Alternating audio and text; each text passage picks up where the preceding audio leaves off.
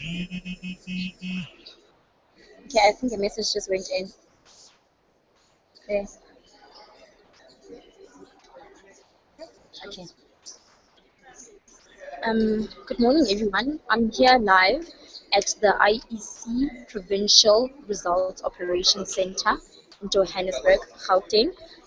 We will now be speaking to our analyst, Mr. Piet Croucamp, so that he can perhaps just shed some light on the results and some analysis thus far. Good morning, Mr. Croucamp. How are you? Good morning, I'm well. I'm fine, thanks. Mr. Croucamp, can you just please just give us some rather analysis on what has happened thus far since the results came out last night? Well, I think the important thing is to say it's very early, 10, 15, perhaps a quarter of the results in some areas are in now, so we cannot make sure predictions, extrapolations, but I think what is important and what seems to be a reality is that we will have a three-horse race in this election. Eventually, as far as the outcome is concerned, we have the DA, we have the EFF in the opposition benches, and we will have the ANC, which will gallop quite well ahead of the rest of the pack. It looks like the ANC is set for around about the 63 margin that I think most of us predicted. Ipsos Markino also predicted that. The DA looks like they might just do a little bit better. The last election they were 16.5%. It seems to be a sure run for them to around about 20%, even slightly higher than that. And the interesting thing about that is to get 20%, they must have gotten significant percentage of vote amongst black South Africans. So it may well be that the days of calling the DA a white political party may be over after this election. The EFF is here around about, it's early, but it's around about 4%, just about 4%. That doesn't give them a significant base in the National Assembly. It's very small, around about 8 members of Parliament, maybe a little bit more, 9, maximum 10 they can get. There's a very small presence also in provincial legislatures, but it makes them the third biggest party. If it's necessary to form any coalitions, they, as the third biggest party, is almost a natural choice, maybe for the ANC.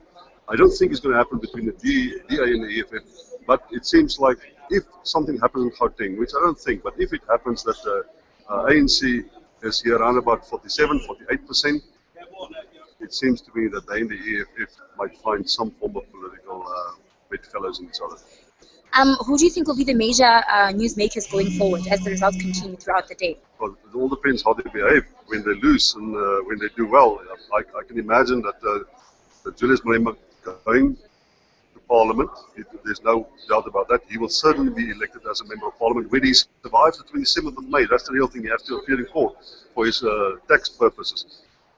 Then the real debate will start when he will eventually do make it into Parliament. And the court case of the 27th of May becomes a really, really important event in his life then. But one can imagine him being elected, if they end up around about 4%, it's slightly lower than they hoped for. I think they hoped for around about 6 to 7%, which will give them a real impact in the political arena. But still, I think they militant and they will consider seriously how they can influence via coalitions or as a force in the legislatures, how they can influence politics. So him certainly, I can imagine there's lots of questions around Jacob Zuma. We all knew that if it's below 60% for the ANC, that he may experience some form of a pressure from Lutulia House or various other avenues within the ANC as far as his continued presence as president of the country. Above 60, 62, 63, I think is very, very safe. If he drops below 60, enough people in the National Executive Committee of the ANC will have lost their jobs, will not make it into Parliament. For people who want to depose him to find a support base in the National Executive Committee of the ANC. If 20 members of the National Executive Committee who expected to end up in legislatures now suddenly is unemployed, they may just be mobilizable against the president. But these are all very, very vague extrapolations. And if that, I think as it is now, the ANC is around about 63, the EFF looks around about 4, the DA will not dip below 20. Very early, but those are my predictions. I was just also about to ask you, with the ANC, and if the support of the ANC dwindles as the results go forward, what does this say about the trust that people have in the ANC here in Gauteng? Well, I think that the idea of trust is incredibly important, but we have known that, let's just put it a little bit differently. I know, for instance, that as part of this campaign, we have seen for the first time in South Africa's history not only the ANC, but also the DA and other parties, but specifically so those two parties. But within the ANC, there's a critical voice within the ANC. It doesn't mean people will vote for other parties. It doesn't mean they will vote for the DA or even the EFF.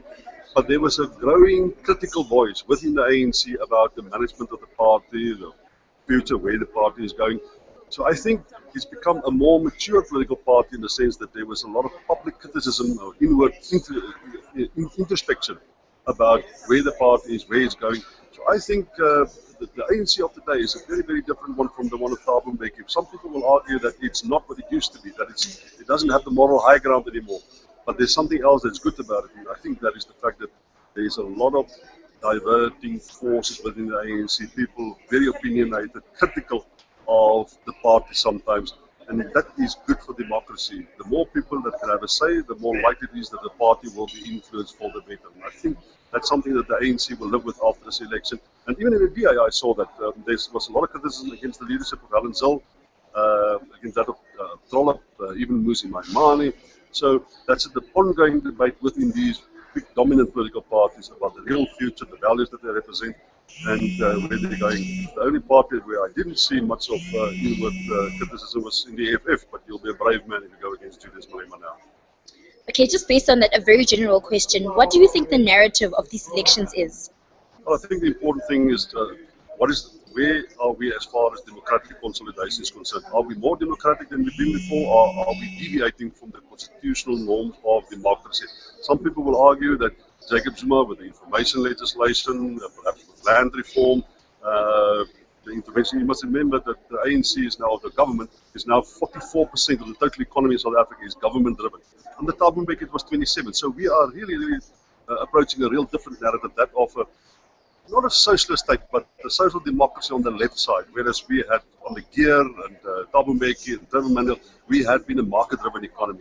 So there is a narrative about where the economy is going. The economy is certainly going slightly to the left of centre, and the fear that some people might have is that we go politically there too, because if we remain at the centre of the political spectrum as far as the political system is concerned, and the economy drifts slightly to the left, it's still a process you can manage. But if everything goes to the left, some people might say we might become less democratic than we've been. Thank you so much, Mr. Croucamp, for your time. As you heard, that was Mr. Piet Croucamp, who is an analyst, just telling us about some of the results that have come out thus far. Thank you.